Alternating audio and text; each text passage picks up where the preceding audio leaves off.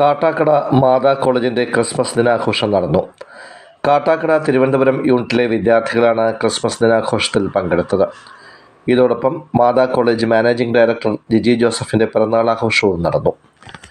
Indian medical association taluk president Hema Francis ഉദ്ഘാടനം നിർവഹിച്ചു. LBSൻ്റെ skill centre നേടിയത് അഭിമാനാർഹമായ കാര്യമാണെന്ന് ചടങ്ങിൽ അധ്യക്ഷത വഹിച്ച മാതാ കോളേജ് MD ജിജി ജോസഫ് പറഞ്ഞു. Doctor Jyothish Subhash, Alex James തുടങ്ങിയവർ പങ്കെടുത്തു. ഒരു തൊഴിൽ എന്നതിനപ്പുറം സേവനമായി മെഡിക്കൽ രംഗത്തെ കാണണമെന്ന് ഉദ്ഘാടകയായ ഹേമ ഫ്രാൻസിസ് വ്യക്തമാക്കി. കുട്ടികളുടെ കലാപരിപാടികളും തുടർന്ന് നടന്നു. നമ്മൾ എല്ലാ വർഷവും ക്രിസ്മസ് ആഘോഷിക്കുന്നവരാണ്. എന്നാൽ ഈ വർഷം വേറെ പ്രത്യേകത നിറഞ്ഞ ഒരു വർഷവും കൂടെയാണ്.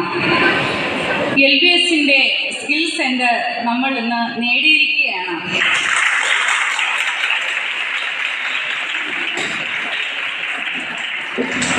നിങ്ങൾക്കും ഇനി വരാൻ പോകുന്ന പിള്ളേർക്കും പുറത്തുള്ള എല്ലാ സ്റ്റുഡൻസിനും LBSൻ്റെ സ്കിൽ സെൻറ്ററിലേക്ക് പഠിക്കാനുള്ള അവസരം നമുക്ക് കിട്ടിയിട്ടുണ്ട്. അതിൻ്റെ ലോഗോ പ്രകാശനം ചെയ്യാൻ വേണ്ടി നമ്മുടെ ഡോക്ടർ ഹെന്ന ഫ്രാൻസിസ് ആണ് ചെയ്യുന്നത്.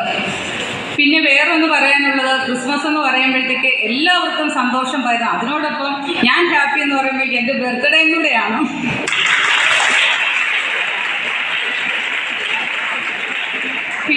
പിന്നെ ഒരു സങ്കടം ഉള്ളതെന്ന് പറയുമ്പോൾ എല്ലാ വർഷം മകളുണ്ട്, ഇന്ന് അവൾ missing.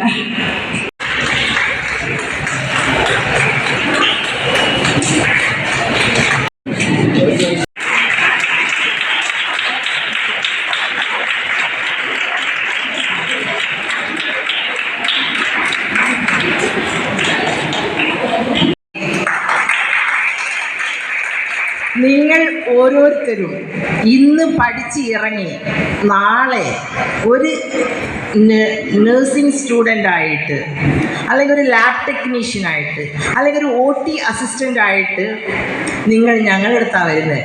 So you should know each and every aspect of a patient doctor relationship.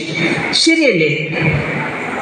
So ഒരു ഹോസ്പിറ്റലിൽ പോയി കഴിഞ്ഞാൽ നിങ്ങളിപ്പോൾ പഠിക്കുന്നത് ബേസിക്കായിട്ട് how to manage a patient. ആ ഒരു കാര്യങ്ങളാണ് അനാട്ടമി, ഫിസിയോളജി, പിന്നെ നമുക്ക് എന്ത് ചെയ്യണം, ടെസ്റ്റ് ചെയ്യണം, എന്ത് ചെയ്യണമെന്ന്. പക്ഷേ ഇതിനെല്ലാത്തിനും ഉപരി നമുക്കൊരു സ്വഭാവം വേണം. Humanity, basic humanity. എത്ര പേരാണ് എന്നാന്ന് എനിക്കില്ല, പക്ഷേ മദർ തെരേസയുടെ ചരിത്രം ചരിത്രം ഉണ്ടെന്ന് അറിയില്ല. പക്ഷെ എനിക്ക് സ്ട്രൈക്ക് ചെയ്ത ഒരു പോയിന്റ് എന്തെന്നറിയാവോ? ഇത് ഇന്ന് രാവിലെയാണ് ഞാൻ കാണുന്നത്. അവരും നമ്മളെപ്പോലെ ഒരു ഫീൽഡ് ആണ് അവർ ശുശ്രൂഷ ചെയ്തത്. ശരിയല്ലേ? എങ്ങനെയുള്ളവർക്കാണ് അവർ ശുശ്രൂഷ ചെയ്തു എന്നുള്ളത് അറിയാം. അപ്പോൾ ഒരു വ്യക്തി അമ്മയോട് ചോദിക്കുക, നിങ്ങൾക്ക് എങ്ങനെയാണ് ഇത്രയും ഒരു ഹൈജീൻ ഇല്ലാണ്ട്, ഇത്രയും ഒരു വൃത്തിയില്ലാത്ത രോഗികളെ നിങ്ങൾക്ക് ശുശ്രൂഷിക്കാൻ സാധിക്കുന്നത്? അവർ തുപ്പും, അവരുടെ ദേഹത്തൊക്കെ വ്രണങ്ങൾ നിറഞ്ഞിരിക്കും, അതെല്ലാം അമ്മ കഴുകി മരുന്ന് വയ്ക്കുന്നതാണ് നമ്മൾ അറിയാൻ സാധിക്കുന്നത്. അപ്പോൾ എന്ത് പറഞ്ഞെന്നറിയാവൂ?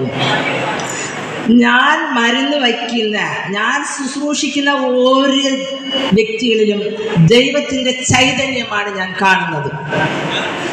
എന്നെ സംബന്ധിച്ചിടത്തോളം ഇന്ന് മാമിൻ്റെ പിറന്നാൾ ആഘോഷവും കൂടിയായ ഈ ദിവസത്തിൽ ഒത്തിരിയേറെ അഭിനന്ദിക്കാതിരിക്കുവാൻ കഴിയില്ല. കാര്യം ഹൃദയത്തിൽ നിന്നുകൊണ്ട് തന്നെ പറയുകയാണ്. കഴിഞ്ഞ മെഡിക്കൽ ഫെസ്റ്റിൻ്റെ ഭാഗമായിട്ട് ഏകദേശം സാമൂഹിക പ്രതിബദ്ധതയോടുകൂടി തന്നെ ഒത്തിരിയേറെ മേഖലകളിൽ, ട്രൈബൽ മേഖലയായാലും പാവപ്പെട്ടവരുടെ മേഖലയായാലും, അതോടൊപ്പം തന്നെ സർക്കാരും അതോടൊപ്പം ബന്ധപ്പെട്ട പഞ്ചായത്തുകളും ബ്ലോക്കുകളും ജില്ലാ പഞ്ചായത്തുകളും ഉൾപ്പെടെ തള്ളിക്കളഞ്ഞ വ്യക്തികളെ പോലും